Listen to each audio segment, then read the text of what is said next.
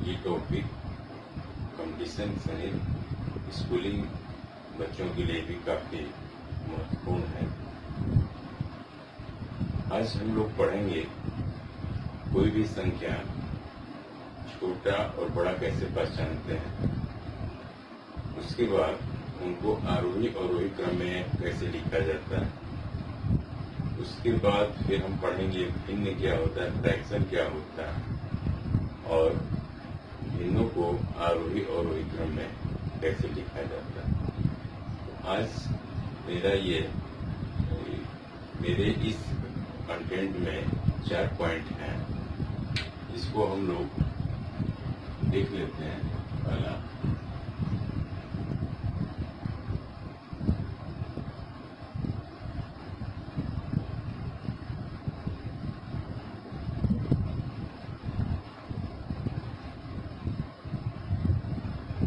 बड़ी और छोटी संख्या। दूसरा पॉइंट है आरोही अवरोही।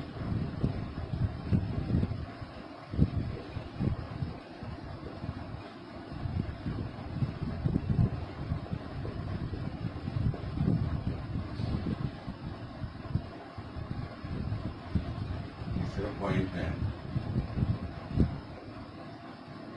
भिन्न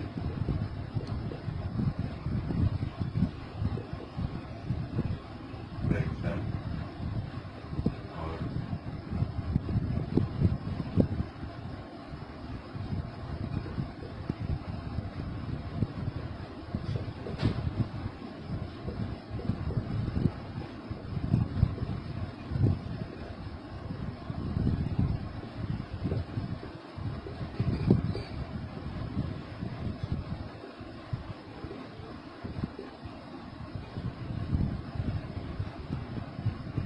और इसी में एक पॉइंट और है, बड़ा भिन्न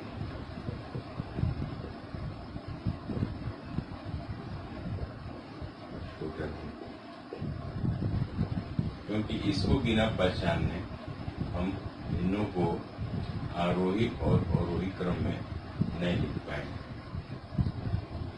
ये हमारे 5 पॉइंट हैं और इस 5 पॉइंट को हम 2 पार्ट में पढ़ेंगे।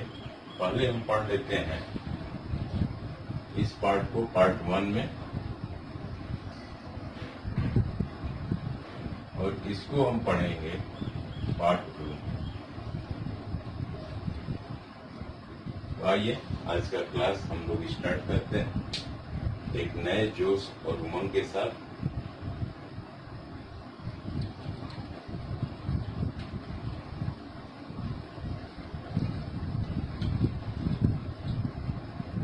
आज का टॉपिक मैंने जैसे पहले आपको बताया कि स्कूलिंग बच्चों से लेकर के और कॉम्पिटिटिव एग्जाम तक बहुत ही इम्पोर्टेंट है। इसमें लोग बार बार गलती करते हैं आरोही और अवरोही क्रम में बड़ी और छोटी संख्या को पहचानने में, क्योंकि कंपटीशन में भी समय बहुत ही कम होता है और क्वेश्चन बहुत ज्यादा सॉल्व करने होते हैं। तो समय को देखते हुए, जानकारी होते हुए भी लोग गलती कर देते हैं। तो मैं आपको एक ऐसा ट्रिक बता रहा हूँ जिससे आप आसानी से तुरंत संख्याओं को पहचान लेंगे कि कौन सी संख्या बड़ी है और कौन सी संख्या छोटी है, और फिर उनको आरोही और अवरोही क्रम में भी सजा सकते हैं। देखिए, बड़ी और छोटी संख्या कैसे पहचानते हैं। पहला पॉइंट मेरा यही है, मान लीजिए 3-4 संख्या लिखी हुई और यहाँ लिखा हुआ है 5, 3, 2, 9, 6, 7। अब इसमें ये बताना है कि कौन सा है। तो पहले हम क्या करेंगे कि पहले ये गिन लेंगे 1s, 10s, 100, 1s, 10s, 100, 1000, 10,000 और ये लाख। इसमें भी देखेंगे 1s, 10s, 100, 1000, 10,000 और ये हिंदी में इसको बोलते हैं इकाई, दहाई, सैकड़ा, हजार, 10,000 और लाख। अब ये ध्यान से देखिए, यहाँ पर सबसे पहले देखते देखते क्या करेंगे हम कि पहले ये देखेंगे कि इसमें भी लाख है और इसमें भी लाख, संख्या जो है लाख में लिखा हुआ है। तो ऊपर वाले को देखेंगे कि क्या है, यहाँ भी 5 है और यहाँ भी 5, दोनों इक्वल। अब क्या करेंगे, फिर हम 1000 पर जाएंगे, अरे 10,000 पर जाएंगे। 10,000 पर जाकर देखेंगे कि यहाँ कितना लिखा है 3, यहाँ कितना लिखा है 3, इसका मतलब ये भी बराबर। फिर क्या करेंगे, 1000 पर जाएंगे, 1000 पर लिखा हुआ है 4 और यहाँ लिखा हुआ है 2।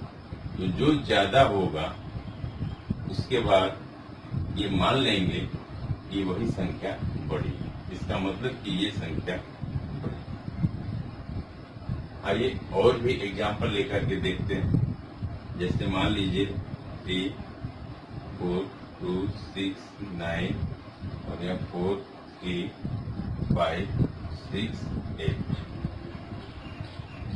फिर से इसको माइंड में बैठा लेंगे, 1, 10, 1000, 10,000 और ये 1, 10, 1000, 10,000 और ये।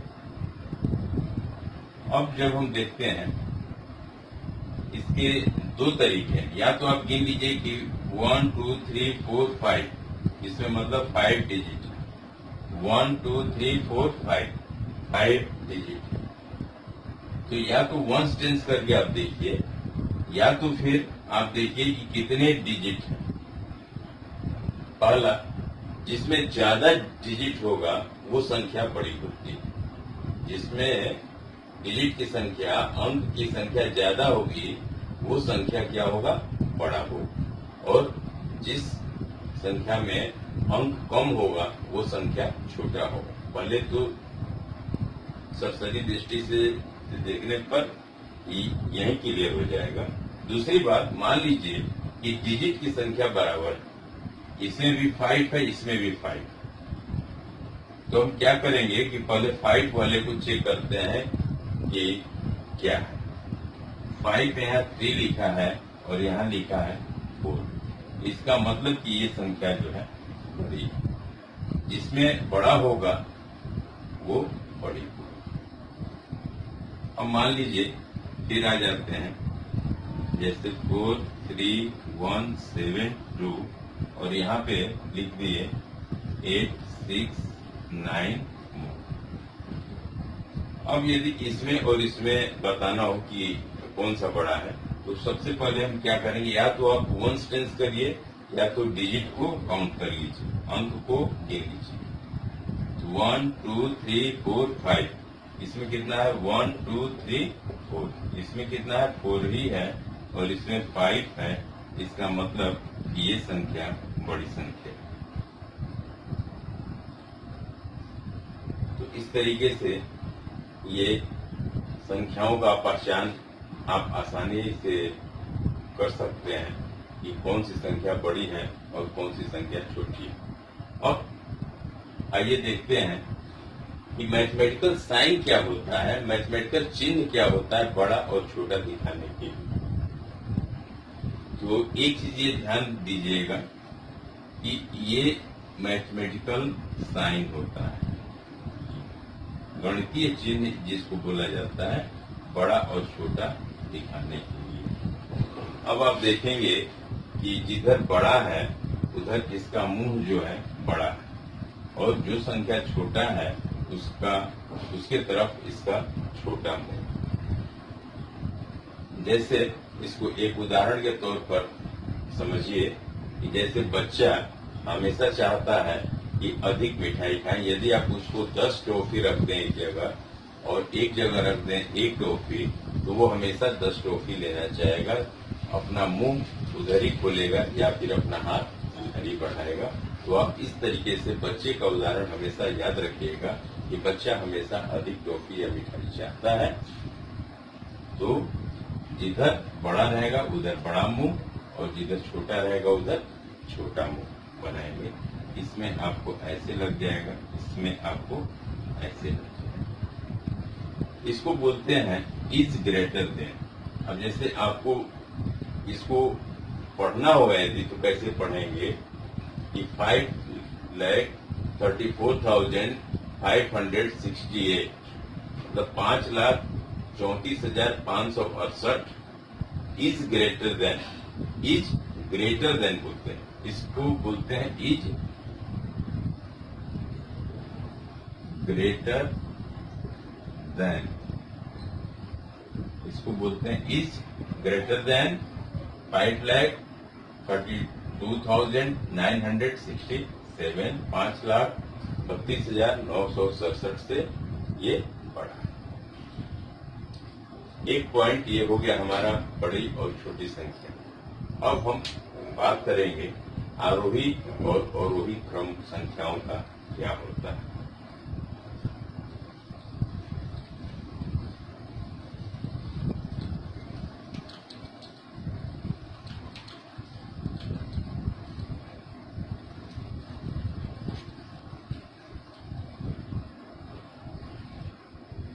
अब आते हैं आरोही और अवरोही क्रम। आरोही को बोलते हैं एसेंडिंग, इंग्लिश में बोलते हैं एसेंडिंग, और अवरोही को बोलते हैं डिसेंडिंग।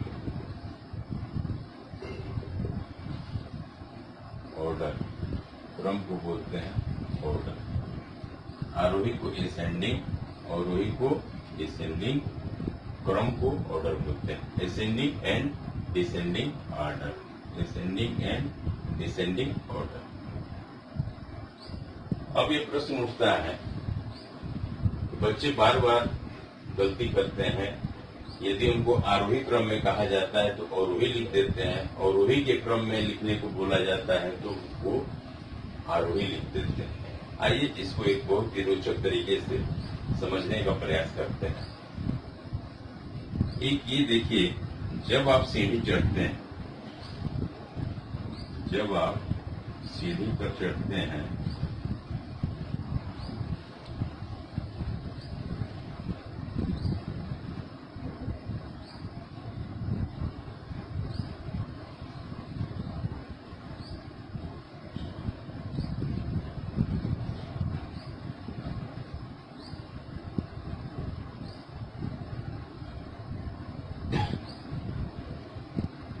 पे नंबरिंग कर देते हैं, नंबर डाल देते हैं।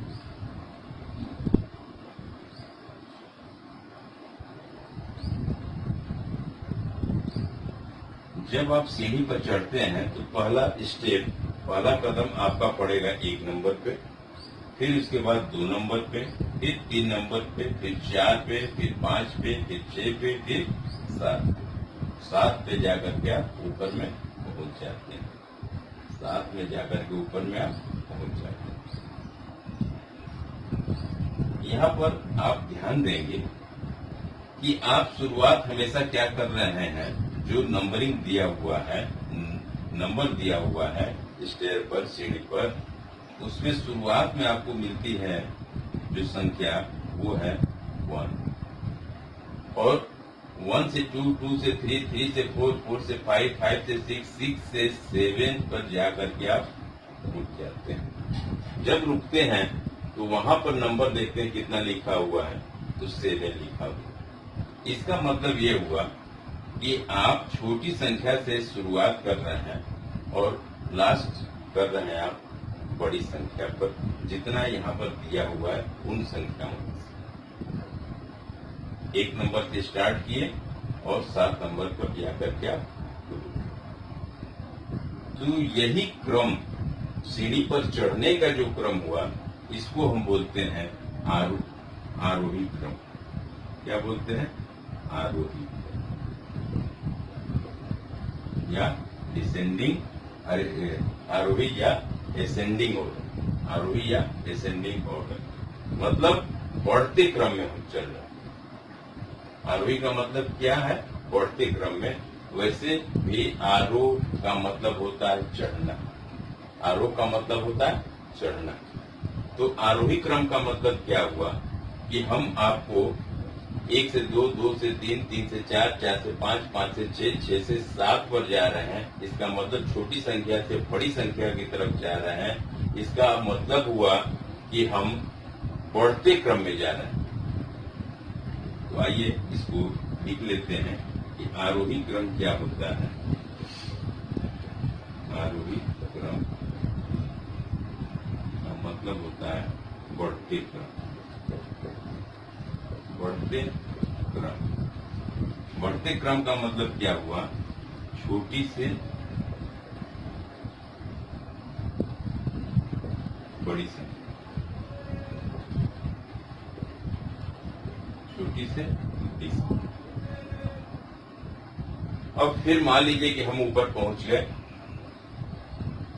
ऊपर पहुंचने के बाद फिर हम नीचे उतर रहे हैं।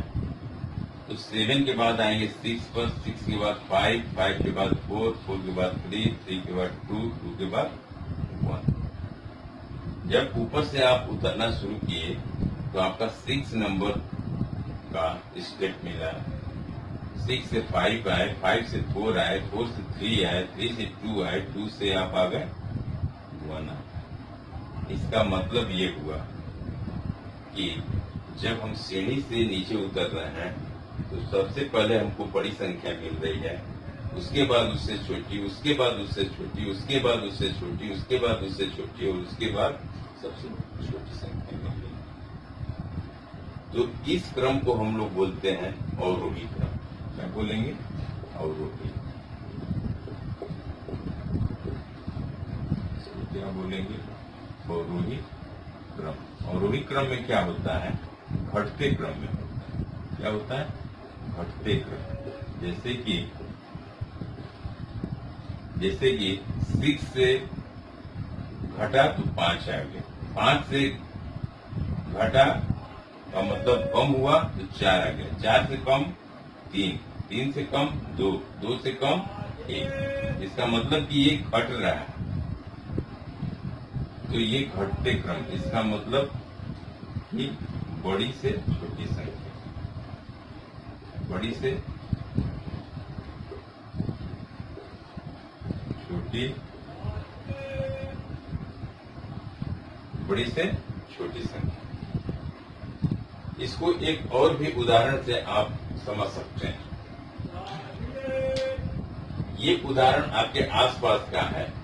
आप मान लीजिए बच्चों को स्कूल में देखते होंगे, असेंबली होता है, प्रार्थना सभा होता है, बच्चों को लाइन लगाया जाता है। तो लाइन में बच्चों को खड़ा करने का जो क्रम होता है वो क्या होता है कि छोटे बच्चे को सबसे आगे खड़ा करते हैं, उससे बड़ा बच्चा उसके पीछे, उससे बड़ा उसके पीछे, उससे बड़ा उसके पीछे, और सबसे लास्ट में जो लड़का खड़ा होगा वो आप देखेंगे कि सबसे लाइन में लंबा लड़का है। इसको ऐसे आप समझ लीजिए। मान लीजिए ये बच्चों का लाइन लगा हुआ है।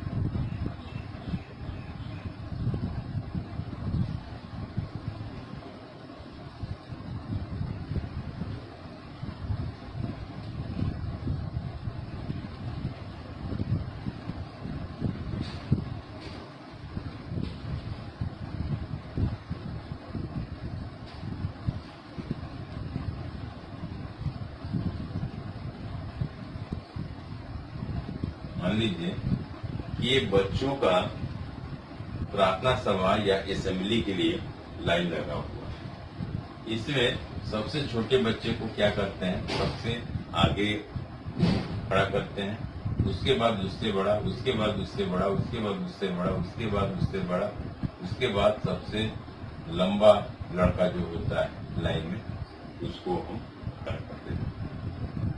अब यदि मान लीजिए एक टीचर है, लाइन का निरीक्षण करने के लिए जा रहे हैं, तो यदि ये आगे से जाते हैं पीछे की तरफ तो ये हो जाएगा आरोही क्रम।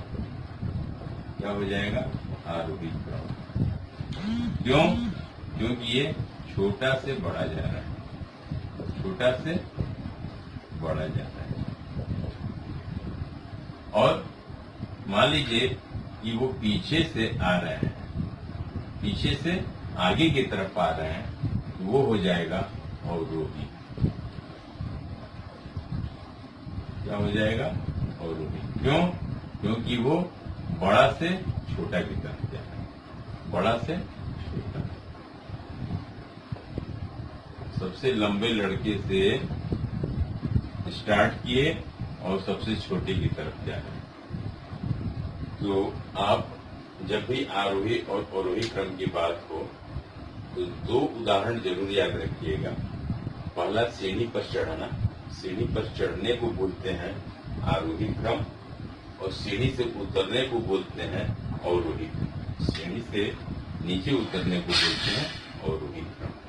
इसका मतलब कि आरोही क्रम का अर्थ हुआ कि हम छोटी संख्या से बड़ी संख्या की तरफ जा रहे हैं। इसका मतलब कि बढ़ते क्रम में हम जाए। और अवरोही क्रम का मतलब हुआ कि हम ऊपर से नीचे की तरफ जा रहे हैं। इसका अर्थ ये है कि हम बड़ी संख्या से छोटी संख्या की तरफ जा रहे हैं। इससे आशय है कि हम घटते क्रम में जा रहे हैं। 6 से 5, 5 से 4, 4 से 3, 3 से 2, 2 से 1 की तरफ जा रहे हैं। तो ये रहा आपका बड़ी संख्या और छोटी संख्या का पहचान कैसे करेंगे, और जब बड़ी संख्या छोटी संख्या का पहचान कर लेंगे तो फिर उसको आरोही और अवरोही क्रम में कैसे लिखेंगे।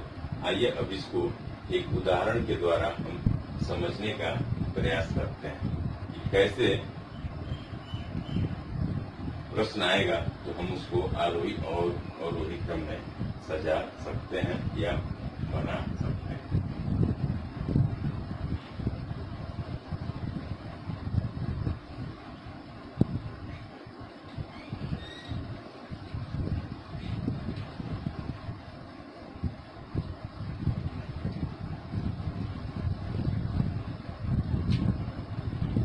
अब देखिए, मान लीजिए एक प्रश्न आ गया 59, 18, 77, 35 और 44।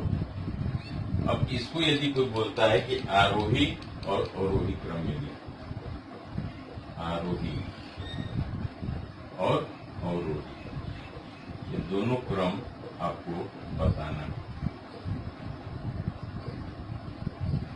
तो जैसा कि अभी बात हुआ कि आरोही का मतलब होता है सीढ़ी पर चढ़ना। सीढ़ी पर चढ़ना, सीढ़ी पर चढ़ने का मतलब ये हुआ कि छोटी संख्या से बड़ी संख्या की तरफ हमको जाना है। तो हम इसमें सबसे छोटी संख्या पर एक ढूंढेंगे, कौन सा हुआ? 18। और बड़ी संख्या ढूंढेंगे, बड़ी संख्या हो गया 77,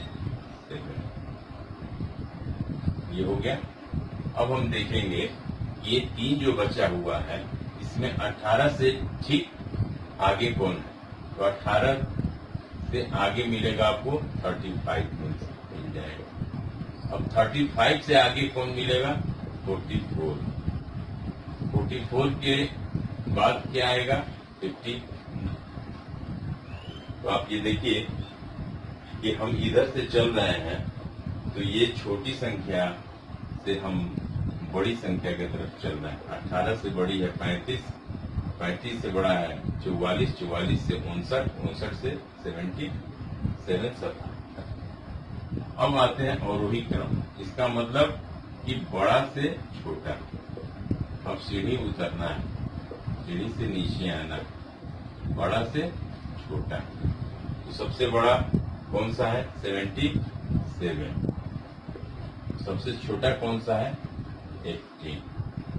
अब ये बचा, इन तीनों में देखेंगे कि 77 के बाद क्या आएगा? छोटी संख्या, क्योंकि हमको जाना है बड़ा से छोटा की तरफ।